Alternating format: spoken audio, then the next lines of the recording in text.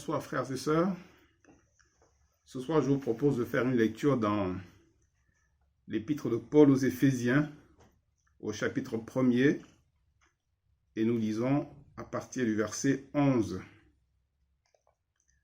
Éphésiens, chapitre 1er, et le verset 11. En lui, donc en Jésus-Christ, nous sommes aussi devenus héritiers, ayant été prédestinés suivant le plan de celui qui opère toutes choses d'après le conseil de sa volonté, afin que nous servions à célébrer sa gloire, nous qui d'avance avons espéré en Christ. En lui, vous aussi, après avoir entendu la parole de la vérité, l'évangile de votre salut, en lui vous avez cru, et vous avez été scellés du Saint-Esprit qui avait été promis, lequel est un gage de notre héritage, pour la rédemption de ceux que Dieu s'est acquis pour célébrer sa gloire. C'est pourquoi moi aussi, ayant entendu parler de votre foi au Seigneur Jésus et de votre amour pour tous les saints, je ne cesse de rendre grâce pour vous. Je fais mention de vous dans mes prières, afin que le Dieu de notre Seigneur Jésus-Christ, le Père de gloire, vous donne un esprit de sagesse et de révélation dans sa connaissance. Qu'il illumine les yeux de votre cœur, pour que vous sachiez quelle est l'espérance qui s'attache à son appel, quelle est la richesse de la gloire de son héritage qu'il réserve aux saints, et quelle est envers nous qui croyons l'infinie grandeur de sa puissance, se manifestant avec efficacité par la vertu de sa force. Il l'a déployé en Christ, en le ressuscitant des morts, et en le faisant asseoir à sa droite dans les lieux célestes, au-dessus de toute domination, de toute autorité, de toute puissance, de toute dignité et de tout nom qui peut être nommé, non seulement dans le siècle présent, mais encore dans le siècle à venir. Il a tout mis sous ses pieds et il l'a donné pour chef suprême à l'Église, qui est son corps, la plénitude de celui qui remplit tout en tous. Amen. Ce texte est merveilleux parce que il nous montre la gloire de Jésus-Christ. L'apôtre Paul déclare que Dieu l'a fait asseoir au-dessus de toute domination, de toute autorité, de toute puissance, de toute dignité et de tout nom qui peut être nommé, non seulement dans le siècle présent, mais encore dans le siècle à venir. Et il a tout mis sous ses pieds et il l'a donné pour chef suprême à l'Église, qui est son corps, la plénitude de celui qui remplit tout en tous. Alléluia. J'aimerais nous rappeler tout simplement que notre Seigneur est vivant, que notre Rédempteur est vivant. Job le disait, oui, je sais que mon Rédempteur est vivant. Et aujourd'hui encore, l'Église peut affirmer, oui, je sais que mon Rédempteur est vivant. Certains se sont imaginés que chaque fois qu'un prophète paraissait sur la terre et qu'il mourait, il y avait un remaniement dans le ciel, pour que ce prophète prenne la place sur le trône de ceux qui avaient été avant lui. Mais j'aimerais dire qu'il n'en est pas du tout ainsi. Parce que si nous suivons cette logique, en effet, plusieurs prophètes ont paru dans le monde après Jésus-Christ. Et donc ces prophètes devraient, et c'est ce que certains pensent, prendre la place et devenir ceux dont la parole fasse autorité. Mais là, nous avons un texte qui est clair et formel. Dieu a tout mis sous ses pieds, et il l'a donné pour chef suprême à l'Église. Dieu l'a fait asseoir au-dessus de toute domination, toute autorité, toute puissance, toute dignité et de tout nom qui peut être nommé dans le siècle présent, mais aussi dans le siècle à venir. Il n'y a donc pas de remaniement possible dans le ciel, mais Jésus est notre gloire, il est notre chef suprême. Jésus est notre plénitude et c'est pour cela que nous sommes tellement heureux de porter ce nom merveilleux de chrétien.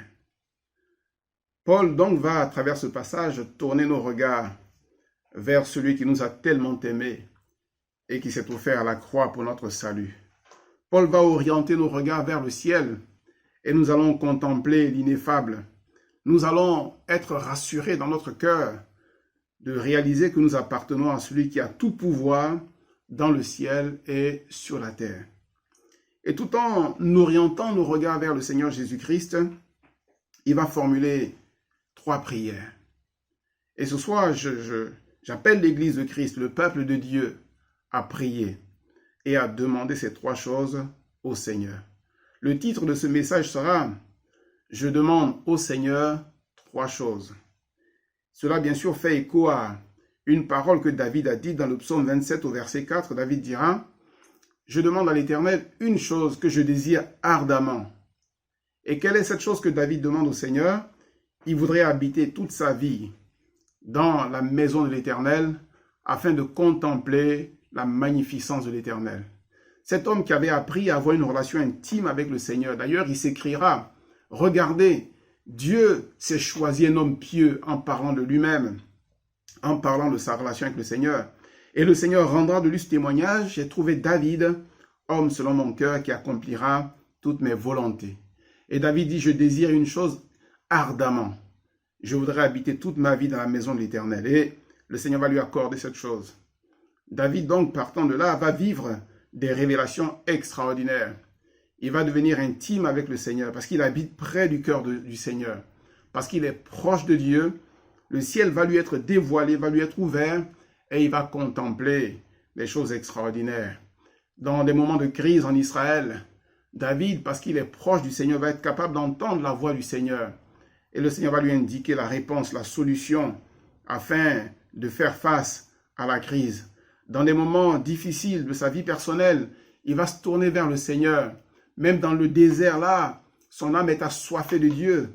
Et là, dans ce désert, Dieu va parler à son cœur et Dieu va le fortifier. Je demande à l'Éternel une chose. Et cette chose, il faut la désirer ardemment.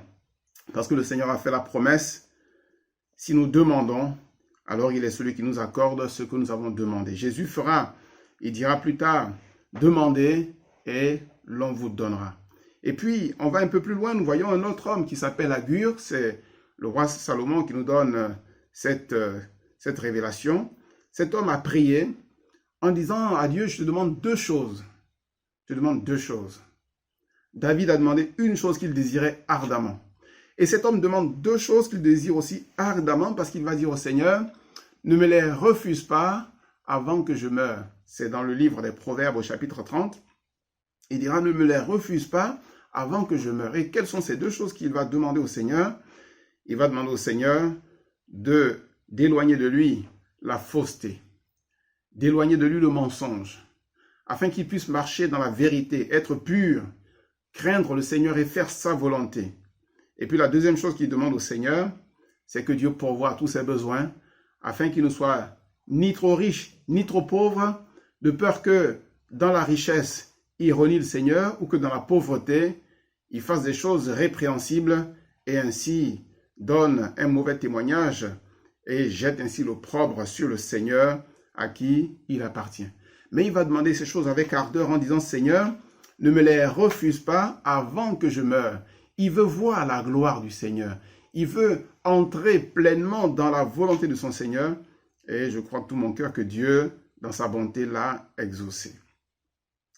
Les fils de Zébédée vont demander au Seigneur une chose. Ils vont faire une prière accompagnée par leur mère et ils vont dire au Seigneur, ordonne que nous soyons assis dans le ciel, l'un à ta droite et l'autre à ta gauche. Voilà ce qu'ils désiraient. On se souvient que l'un d'entre eux aimait tellement Jésus qu'il avait du plaisir à s'asseoir près du Seigneur et à poser sa tête sur le sein du Seigneur. Et il est tellement émerveillé dans la relation avec le Seigneur, dans la présence de Jésus, qu'il veut que cette relation se poursuive dans le ciel. Donc, ordonne que nous soyons assis l'un à ta droite et l'autre à ta gauche quand tu seras là dans ta gloire. Et le Seigneur dira, non, ces places-là, elles sont pour ceux à qui Dieu les a réservées. Et ils vont donc continuer leur marche avec le Seigneur, leur marche fidèle, en désirant d'être remplis du Saint-Esprit et en cherchant de tout leur cœur à faire la volonté du Seigneur. Alors ce soir, nous sommes devant ce texte. David a demandé une chose ardemment, il l'a obtenue. Agur a demandé deux choses, il les a certainement obtenues. Les fils de Zébédée ont demandé une chose qui était un mystère que le Seigneur ne pouvait pas leur accorder sur l'instant. Parce que ces places sont des places réservées par Dieu le Père. Et nous, ce soir, nous sommes là pour demander trois choses au Seigneur. Quelles sont ces trois choses que nous allons demander au Seigneur? Ce sont les trois choses que l'apôtre Paul a demandées pour l'église des Éphésiens et bien sûr aussi pour le peuple de Dieu. La première chose, nous demandons à ce que le Seigneur nous donne un esprit de sagesse et de révélation dans sa connaissance. La deuxième chose, qu'il illumine nos yeux pour que nous connaissions l'espérance qui s'attache à notre appel. Et la troisième chose, que nous découvrions la grandeur de sa puissance. Avant de formuler ces trois prières, Paul va d'abord poser la base. Il dira, moi aussi, ayant entendu parler de votre foi au Seigneur Jésus et de votre amour pour tous les saints. Je dirais que la base pour pouvoir demander ces trois choses au Seigneur est d'abord la foi au Seigneur Jésus et notre amour pour tous les saints, c'est-à-dire notre amour pour l'Église, les frères et sœurs qui ont été sauvés par la grâce de Dieu. Il est évident que nous sommes dans la foi au Seigneur Jésus. Il est évident que nous sommes pleins d'amour les uns pour les autres. Et Jésus dira, c'est à cela que le monde reconnaîtra que vous êtes mes disciples, si vous avez de l'amour les uns pour les autres. Et il est évident que ces deux choses font partie de notre quotidien, font partie bien sûr de notre expérience chrétienne, mais nous pouvons encore faire des progrès. J'ai entendu parler de votre foi au Seigneur Jésus. Je pense que si nous voulons faire des progrès dans le domaine de la foi au Seigneur Jésus-Christ, il ne nous suffira que de regarder l'apôtre Paul lui-même et comment il a manifesté cette foi vis-à-vis de l'église des Éphésiens. Il est arrivé dans la ville d'Éphèse et là, il a annoncé l'évangile. Et la Bible nous apprend que là, il y a eu des miracles extraordinaires. Donc, sa foi s'est d'abord manifestée par des miracles extraordinaires. Sa foi s'est aussi manifestée devant l'épreuve lorsque il s'est retrouvé confronté à la persécution. On se souvient dans Acte 19 que dans la ville d'Éphèse, il y a eu une manifestation contre l'apôtre Paul parce qu'un certain Démétrius qui fabriquait des objets qui rapportaient beaucoup d'argent a vu son commerce menacé et alors il a soulevé la foule contre le ministère de Paul et Paul a été donc l'objet d'une grande persécution. Mais dans ces moments difficiles, Paul va manifester la foi en gardant les regards fixés sur le Seigneur Jésus-Christ. La foi de Paul fait des miracles. La foi de Paul surmonte l'épreuve. Et je dirais que la foi de Paul est une foi qui a été bâtie dans une relation personnelle avec le Seigneur. Ce n'est pas une foi qui s'obtient par mimétisme. Ce n'est pas une foi qu'on peut recopier. Par exemple, dans cette même ville d'Éphèse, des jeunes gens, les fils d'un certain Séva, vont vouloir faire de l'exorcisme. Ils vont vouloir chasser des démons au nom de Jésus que Paul prêche. Et nous nous souvenons comment l'homme qui était possédé de l'esprit impur s'est jeté sur eux et en a blessé deux au point qu'ils sont repartis nus et blessés. C'étaient des exorcistes ambulants. Ils cherchaient les démons. L'Église n'a pas vocation de chercher les démons. L'Église a vocation de prêcher la parole du Seigneur. Et s'il y a là quelques manifestations démoniaques, alors elle sera vaincue parce que là où le Christ est annoncé, là où la parole du Seigneur est annoncée, là où le Saint-Esprit se manifeste, les œuvres des ténèbres sont détruites et c'est là ce que nous croyons de tout notre cœur. Mais ces gens étaient des exorcistes ambulants et ils allaient prêcher, ils allaient chasser les démons au nom de Jésus que Paul prêche. Mais non, ce n'est pas ainsi que cela marche. Et la foi de Paul est une foi qui a été bâtie dans une relation personnelle avec le Seigneur. Une foi cultivée dans la lecture de la parole de Dieu. Une foi cultivée dans la prière. Et cette foi est solide. Et Paul dira que cette foi, elle est restée inébranlable puisqu'il dira au soir de sa vie, j'ai gardé la foi. Nous pouvons donc progresser de sorte que notre foi soit à l'image de celle de l'apôtre Paul. Et puis il parle aussi de l'amour pour tous les saints, pour aimer les chrétiens. Et je pense que son amour pour les saints peut aussi nous inspirer. Il aimait tellement les chrétiens que, pourra dire, mais qui vient à tomber que je ne brûle moi-même? Lorsque les croyants souffraient, lorsque les enfants de Dieu étaient accablés par les épreuves, par les fardeaux, Paul portait le fardeau et il avait tant de plaisir, il avait tant de bonheur à rester auprès des uns et des autres afin de les consoler et les fortifier par la bonne parole du Seigneur. Alléluia, que Dieu nous aide ainsi à progresser en nous aimant de tout notre cœur, sans aucun jugement les uns vis-à-vis des autres, mais en reconnaissant la grâce que Dieu nous a faite d'être ensemble le peuple du Seigneur, le peuple qui attend le retour merveilleux de notre cher Sauveur, que son nom soit glorifié. Alors nous allons voir ces trois choses.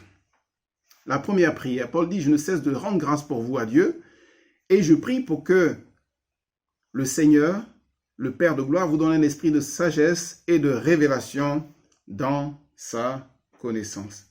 Un esprit de sagesse et de révélation dans sa connaissance. Paul semble ici insister sur le fait que ce qui compte pour nous en tant que chrétiens, c'est de connaître Dieu, de connaître vraiment qui est le Seigneur. Non pas une connaissance une fois par procuration, mais le connaître véritablement et pouvoir dire comme lui-même, comme l'apôtre Paul, je sais en qui j'ai cru. Que le Père de gloire vous donne un esprit de sagesse et de révélation dans sa connaissance. Il y a ce texte ancien dans le premier livre de Samuel, où nous avons là une situation qui ressemble un peu à celle de l'église chrétienne. Il y a un sacrificateur qui s'appelle Élie, et il a ses fils avec lui qui servent aussi le Seigneur, qui sont dans le service, dans le ministère, dans le sacerdoce. Et voilà ce que la Bible déclare des fils d'Élie. Ces hommes ne connaissaient pas l'Éternel. Les fils d'Élie ne connaissaient pas l'Éternel. Et à cause de cela, ils vivaient bien sûr dans le péché, dans toutes sortes de désordres, si bien que Dieu va prononcer un jugement contre cette famille. Et cela va avoir aussi des répercussions sur l'ensemble du peuple d'Israël, puisque l'arche va être prise.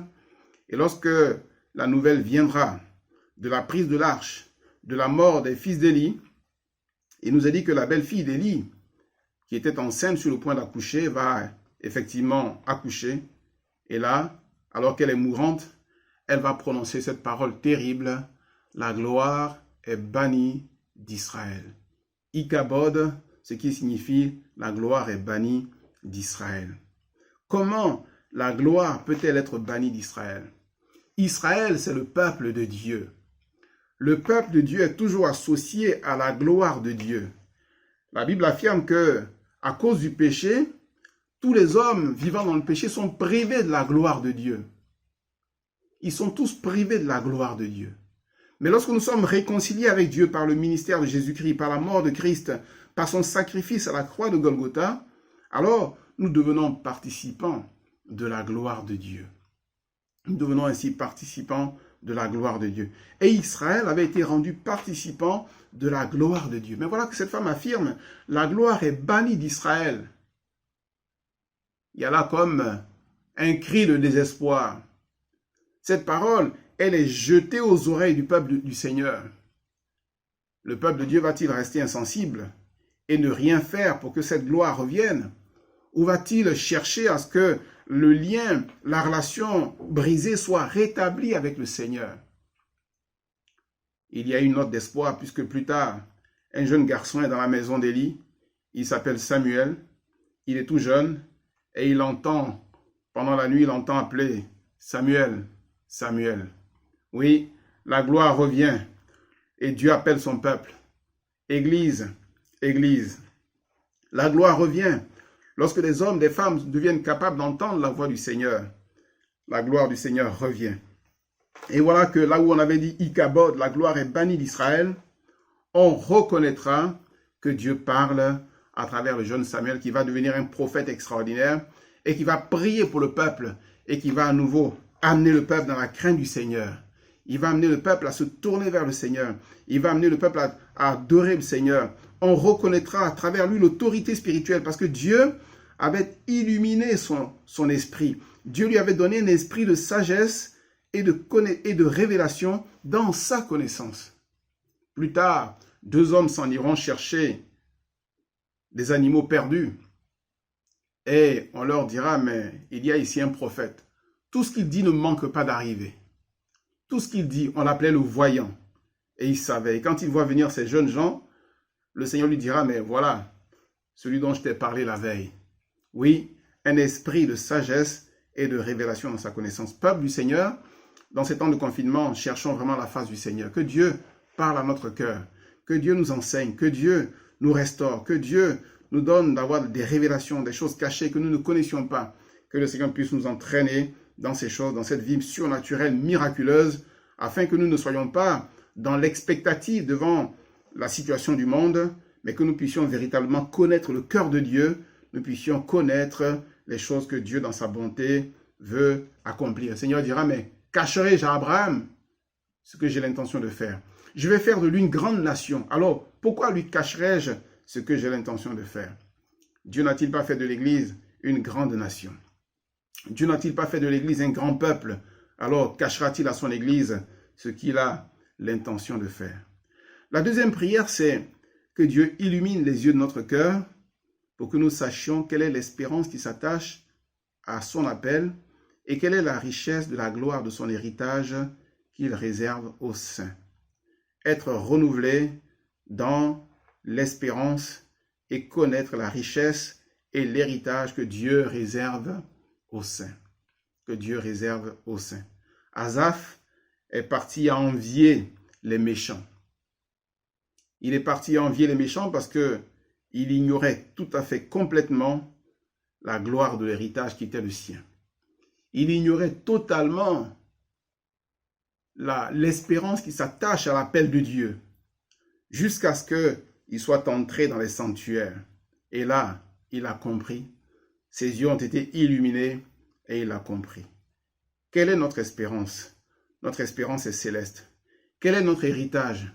La Bible déclare que c'est un héritage qui ne peut ni se corrompre, ni se flétrir, et qui nous est réservé dans les cieux. Pour montrer à quel point nous devons être attachés à notre héritage, j'ai pensé à l'histoire d'un homme. Vous connaissez certainement ce juge d'Israël qui s'appelait Jephthé. Cet homme qui avait été banni, chassé par ses frères. Et plus tard, quand le peuple d'Israël se retrouve dans une grande détresse, ils vont le chercher afin qu'il vienne pour les défendre, les amener au combat et ainsi défaire leurs ennemis et leur apporter une grande délivrance. Il va donc avoir affaire au peuple des Ammonites. Et voilà ce que Jephthé va leur dire. Alors que le roi des fils d'Ammon revendique le territoire d'Israël. Nous lisons cela dans le livre des Juges au chapitre 11. Et nous allons lire à partir du verset 24. Le livre des Juges, chapitre 11. Et le verset 23, pardon.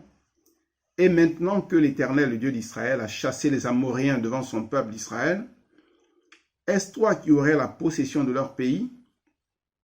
Ce que ton Dieu Kémosh te donne à posséder, ne le posséderais-tu pas? Et tout ce que l'Éternel, notre Dieu, a mis en notre possession devant nous, nous ne le posséderions pas? Oui, ce que ton Dieu te donne, ne le posséderais-tu pas?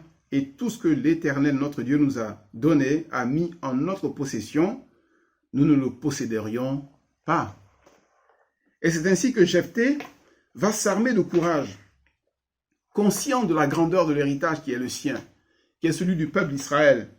Il va donc s'employer à défendre ce territoire et il est prêt à tous les combats afin de préserver l'héritage du Seigneur.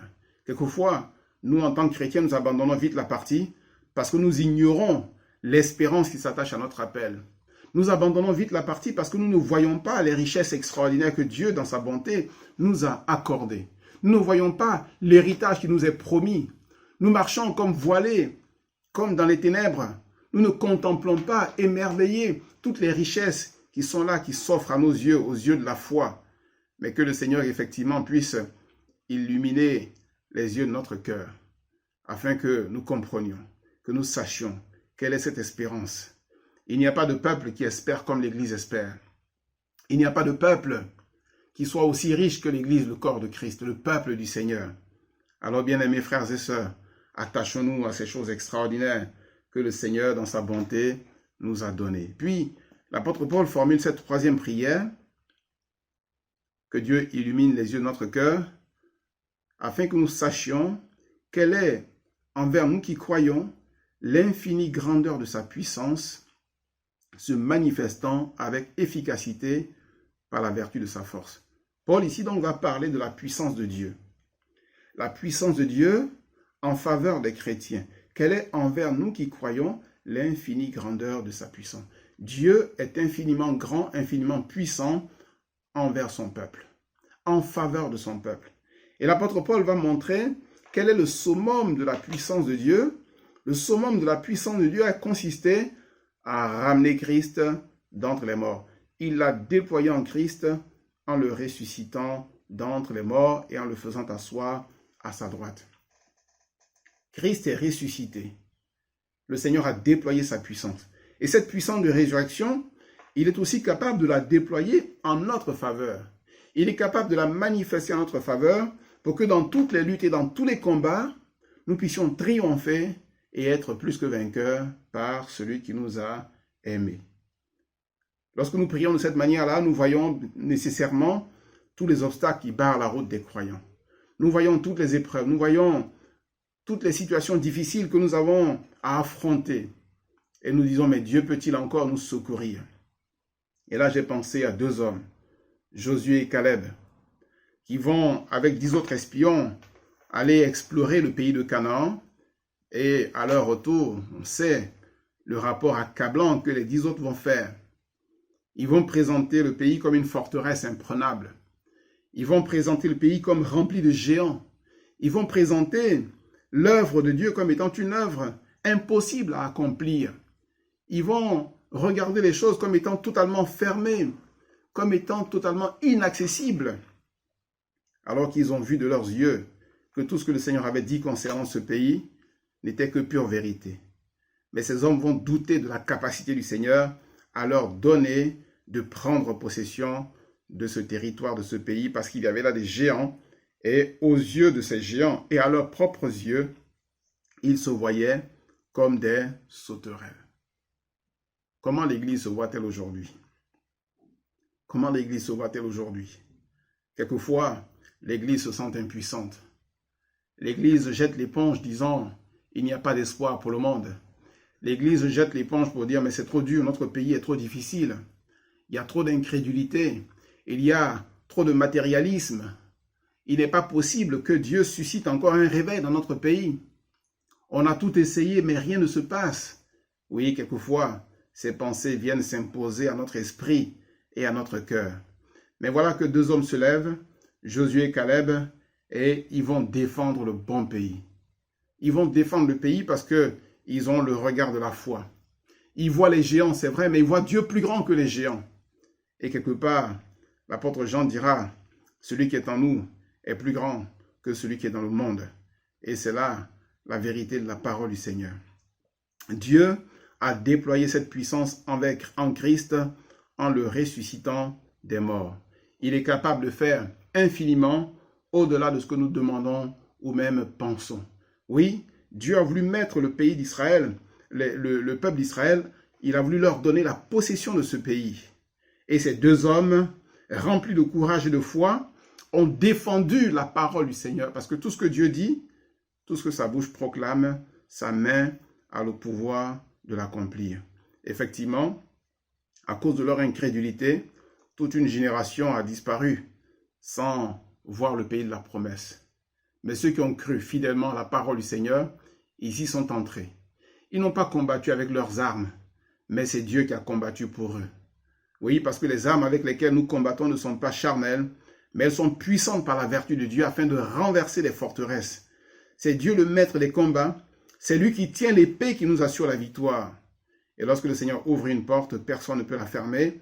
Et lorsque le Seigneur ferme une porte, personne ne peut l'ouvrir. Alors seulement qu'il vienne ouvrir nos yeux, qu'il vienne affermir notre cœur, afin que dans ces temps privilégiés que nous vivons, nous avons tellement de temps à consacrer à la méditation de la parole de Dieu et à la prière, nous puissions nous approcher de lui et faire ces 3 prières. Seigneur, donne-moi la révélation de ta connaissance. Apprends-moi à te connaître. Je veux savoir qui tu es véritablement, Jésus. Je veux connaître les sentiments de ton cœur. Je ne veux pas avoir peur de toi, mais je veux t'aimer de tout mon cœur parce que tu m'as aimé le premier. Seigneur, donne-moi une pleine espérance. Et que dans ce monde, je marche comme voyant l'invisible. Que je marche comme étranger, voyageur. Mais que je sache que celui qui m'a appelé est fidèle et qu'il est avec moi, qu'il est à mes côtés et qu'il me soutient de sa droite triomphante. Alors je ne promènerai plus des regards inquiets, mais je porterai joyeusement mes regards sur lui. Et dans toutes les situations, je le prierai. Et David dira, « Oh, toi qui écoutes la prière, tous les hommes viendront à toi. » Et puis, nous demandons aussi au Seigneur sa puissance. Oui, il est infiniment puissant. Personne n'a pu détrôner Jésus depuis son retour dans le ciel. Il est toujours assis à la droite de Dieu et il continue à intercéder pour l'Église.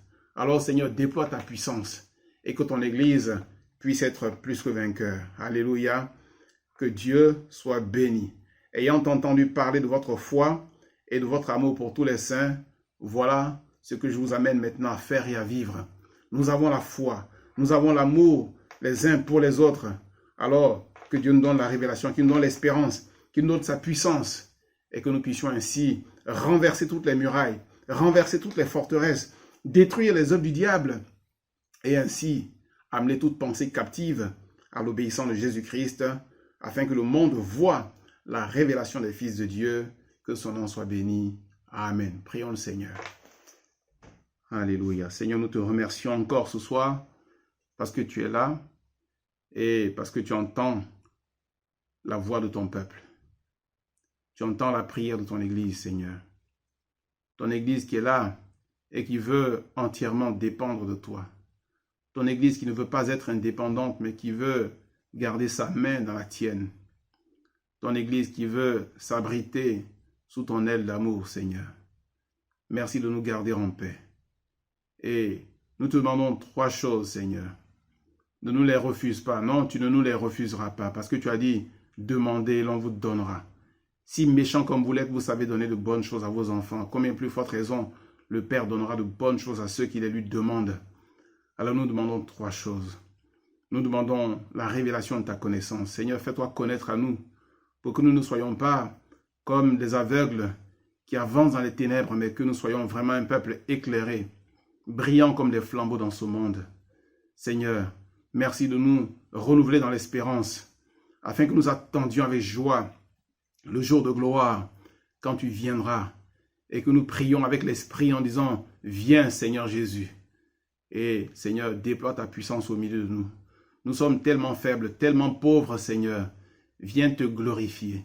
Viens, donne-nous des jours comme ceux d'autrefois. Marche au milieu de nous, Seigneur. Accompagne ton Église dans tous les combats et fais-nous triompher.